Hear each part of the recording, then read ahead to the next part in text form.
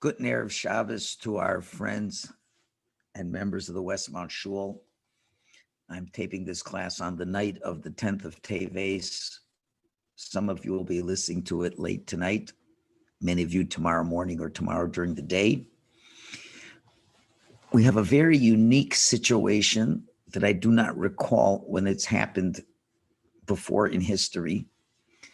I've gone back 125 years in my manual calendar, and I've looked forward about 100 years in the calendar. And tomorrow is the first time in a very, very long time that we have the 10th of Teves, the fast of the 10th of Teves, coming out on a Friday on Christmas Day. It has not happened in a very, very long time. So we're trying to understand what is the significance of this, to what degree we can understand it. We have to understand the nature of this fast. We know that the prophets tell us that there's a fast. There's a fast on the 4th month, 5th month, 7th month, and the 10th month, all to remember the destruction of the Beis Hamikdash.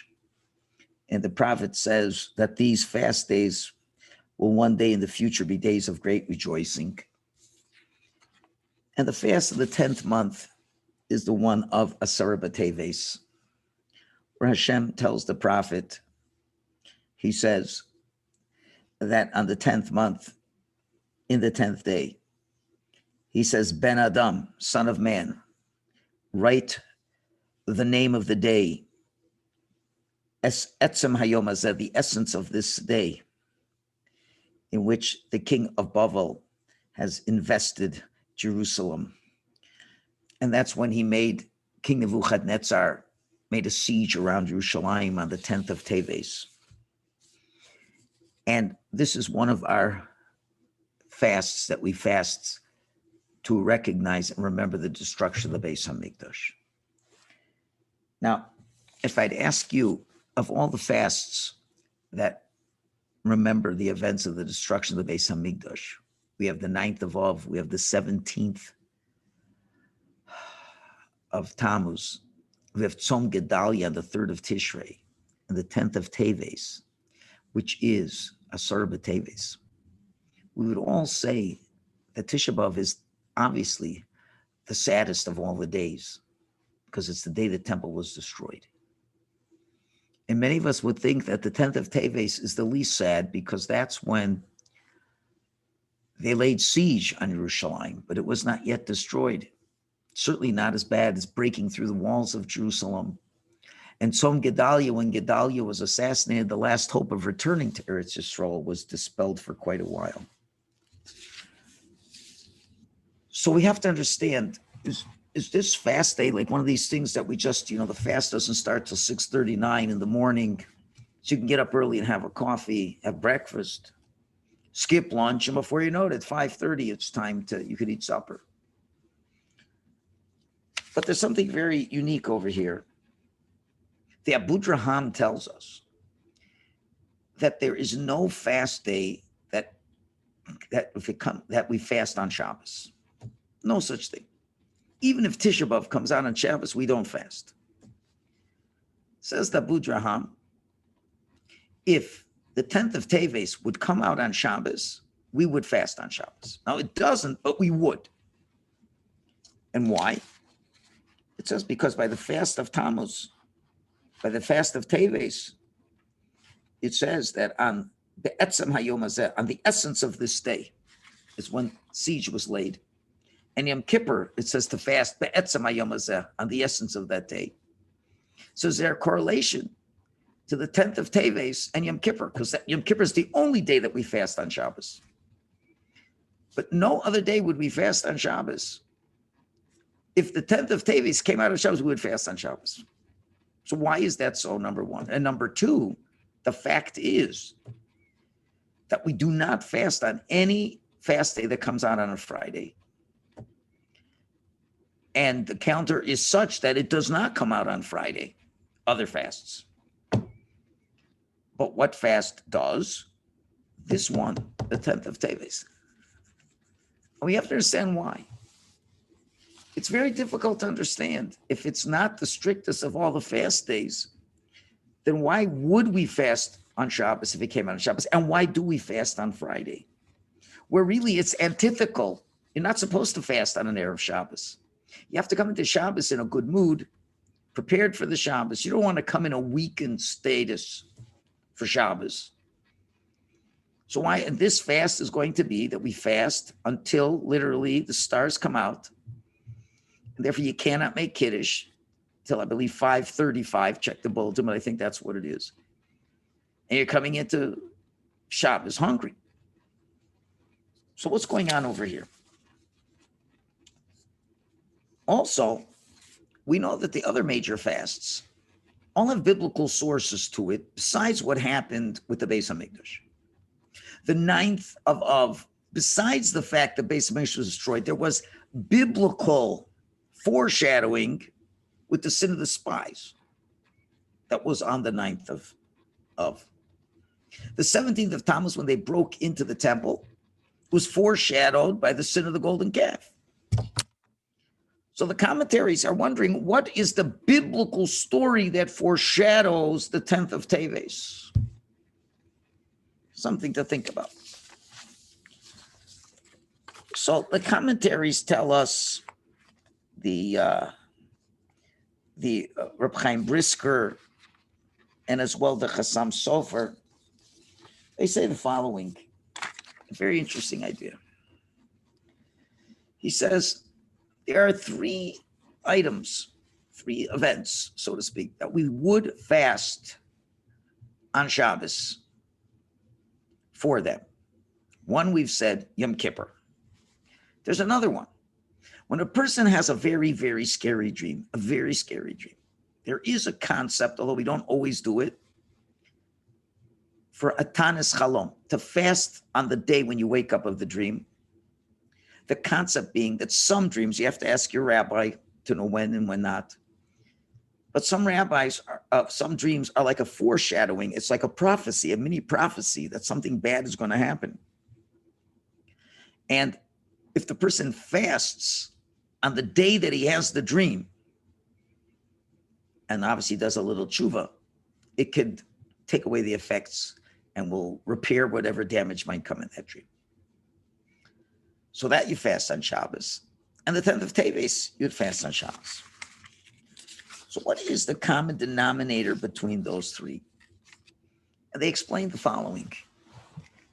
They say, in general, Shabbos is a day we don't fast. It's a day of delighting with Hashem. And fasting is the antithesis of delighting with Hashem. And if Yom Kippur comes on Shabbos, it's not exactly delighting with Hashem, fasting over Yom Kippur. However, the common denominator of these 3 things that you may fast for is that they're focusing on the future. They're focusing on the future. You have a bad dream. What's going to be the future? And the future is up to you. You've been given a harbinger, perhaps, of bad tidings. But if you fast and do tshuva, it will repair things. It will bring you closer to Hashem. And the future will be improved. And there can be no greater pleasure than correcting and making your future promising. Yom Kippur, that's the final day of judgment. The rest of the year is going to be decided by what we do on Yom Kippur. Certainly, it's a great delight to fast on such a day, knowing that will help us having a promising future. So if that's with those 2, the 10th of Teves must have the same concept. And the question is, what is that concept? So the Chassam Sofer tells us that when the Babylonians laid siege to Jerusalem,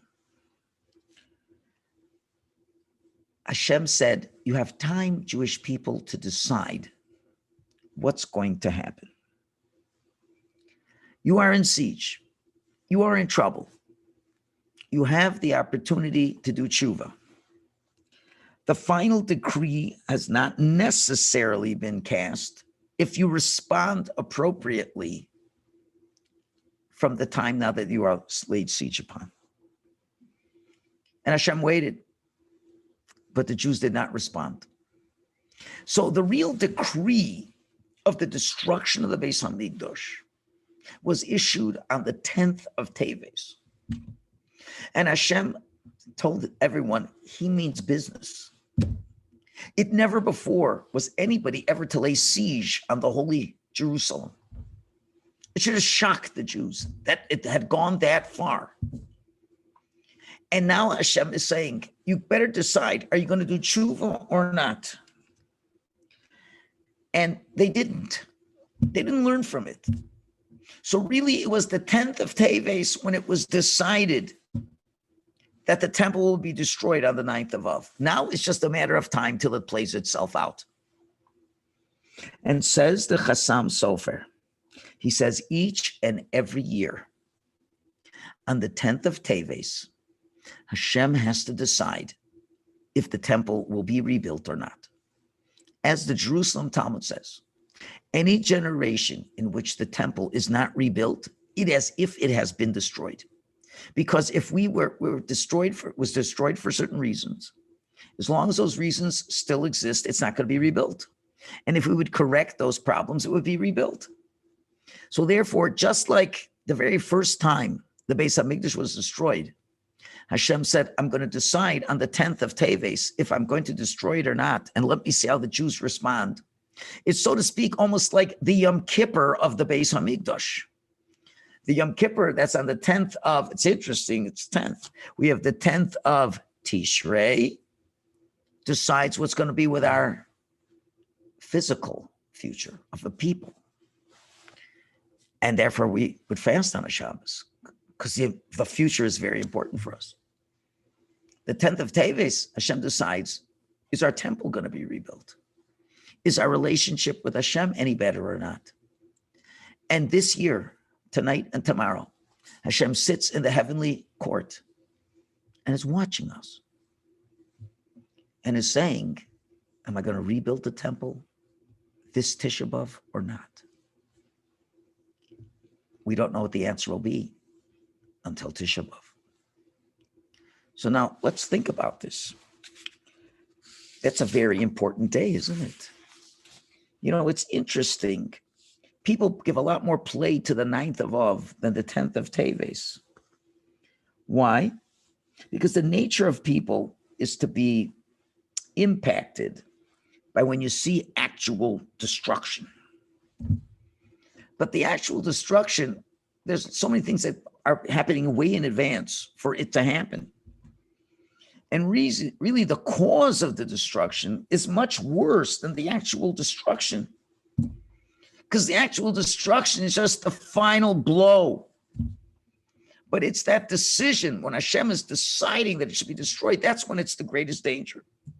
And Rav Eliyah Lopian gives a beautiful mashal based on a pasuk in Koheles. It says in Koheles, Ki lo yada ha'adam es ito, a person does not know his time, his ending. Kidogim shenachazim b'mtsudara, like fish that are caught in a fish net that's catching them. So Rav Eliyah explains so beautifully.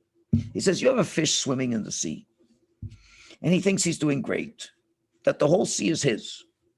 He could have whatever he has, there's lots of water. But then there's this big net that's cast way beyond the fish.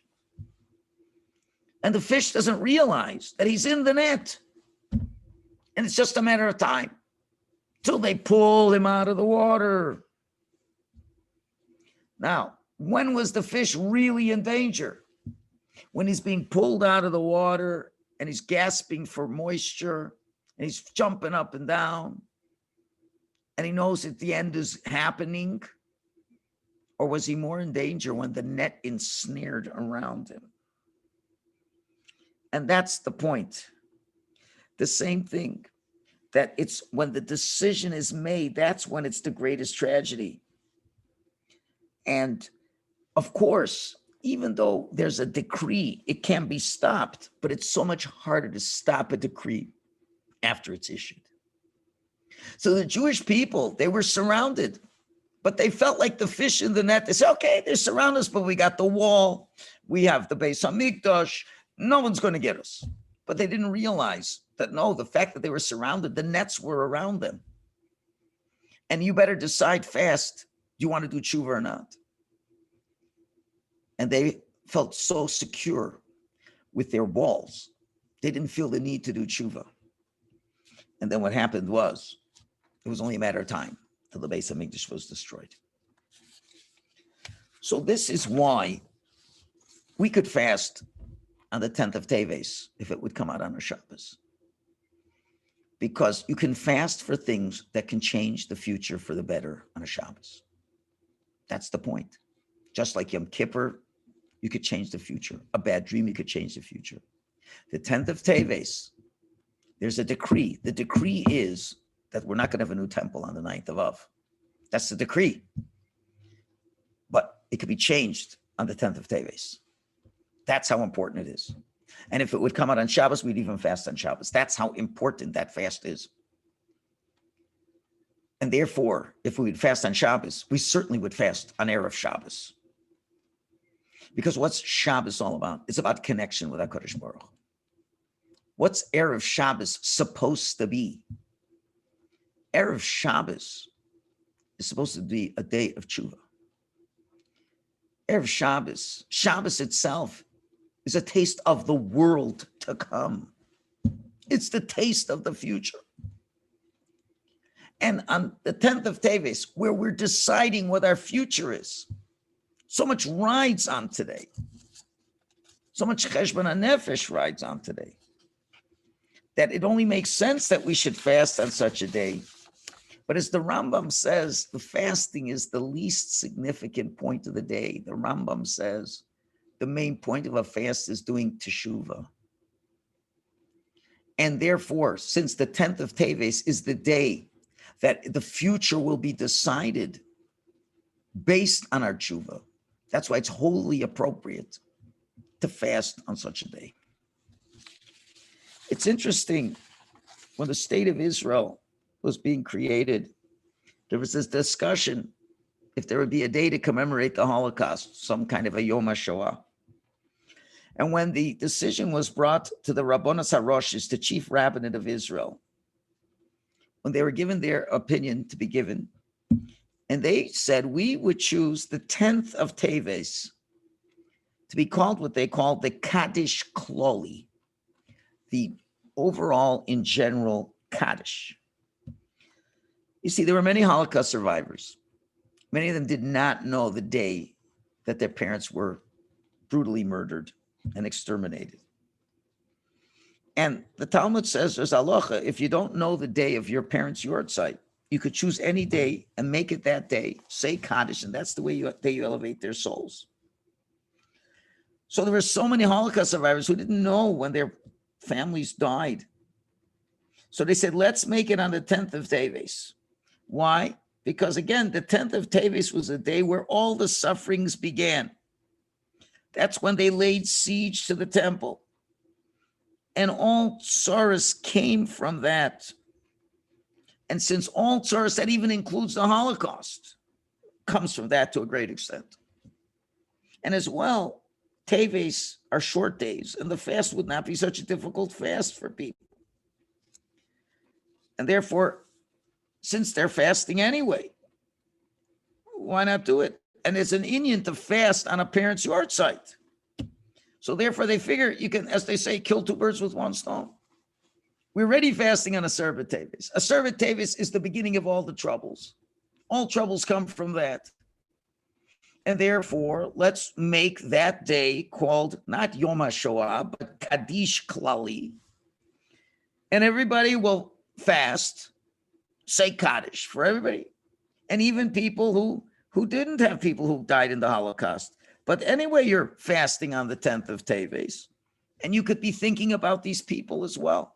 That's the Torah way of looking at it. Unfortunately, Yom HaShoah, that is now done in the middle of Nisan, is a secular holiday. It has no religious significance. I'm sorry to tell you. I don't want to get into that, but that's what they wanted. But again, the government was not interested in what's the halacha. They had other agendas on their mind.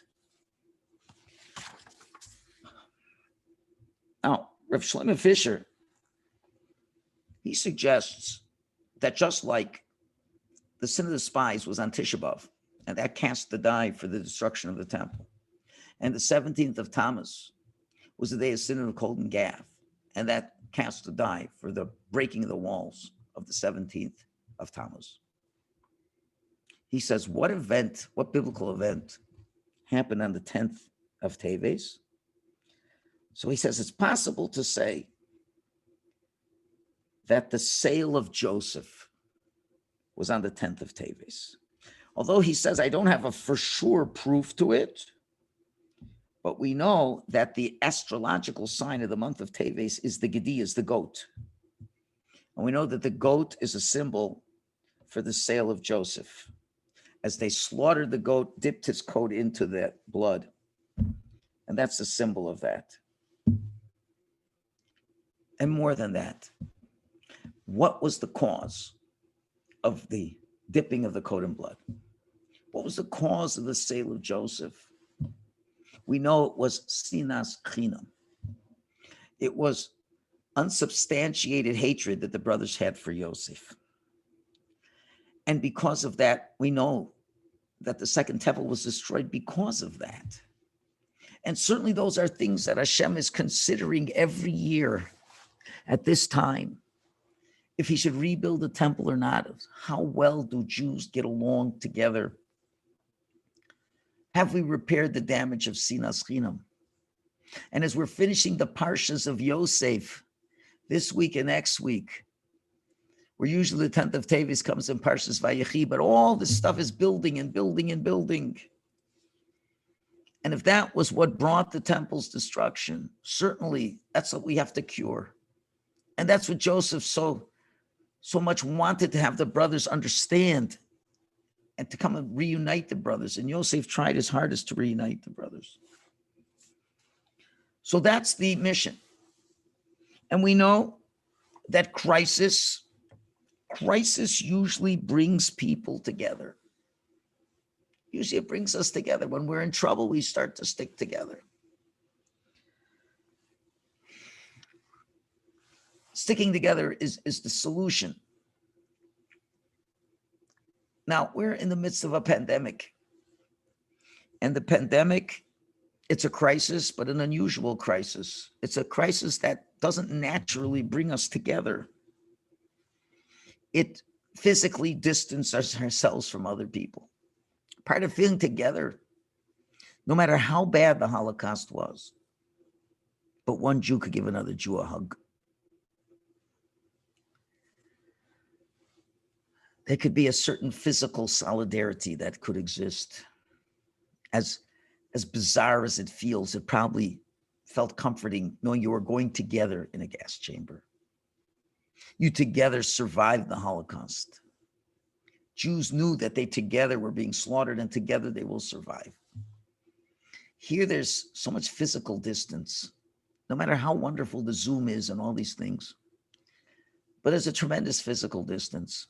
And not only that, but there's an ideological distancing. There are those who are very concerned about the COVID, and they're very careful with the masks and the distancing. And they look askance at people who don't take it that seriously. And then there's those who don't take it so seriously, who's telling the other people, you're taking the fun out of everything. And good luck to the rabbi who has to make shalom between everybody, make everybody happy. And in certain ways, it has created great distancing between us.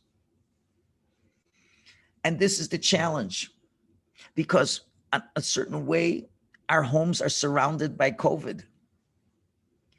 We are now standing on a Tisha B'Av where it's not just a figurative siege on Yerushalayim.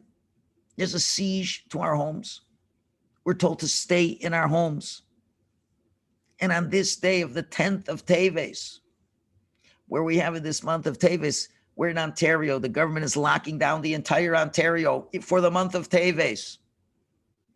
and everyone's supposed to be in their home. So what do you think is the message? Is it such a wild message to know that just like Hashem said, I laid siege on Yerushalayim and I'm giving you a chance to do tshuva because I haven't made the final decision. And it happens every year, says the Chassam Sofer. And now on top of this, it's not just a regular Erev Shabbos. It's an Erev Shabbos COVID. And not only in a regular Erev Shabbos COVID. And like every Erev Shabbos, we're supposed to make preparations for Shabbos. It's a very important idea. I've given a Parsha class. I'm not going to repeat it. You can listen to it from Monday's Parsha class. And I sent it out in the bulletin. What an Erev Shabbos should look like. Shabbos is a taste of the world to come. Shabbos is our chance as Jews to be united together and to be united with our God. It's all about Shabbos. The Torah was given on Shabbos. Mashiach is called Yom Shekulo Shabbos. Everything about Yiddishkeit is Shabbos, and it needs preparation. And the more we prepare, the more we show it's relevant to us.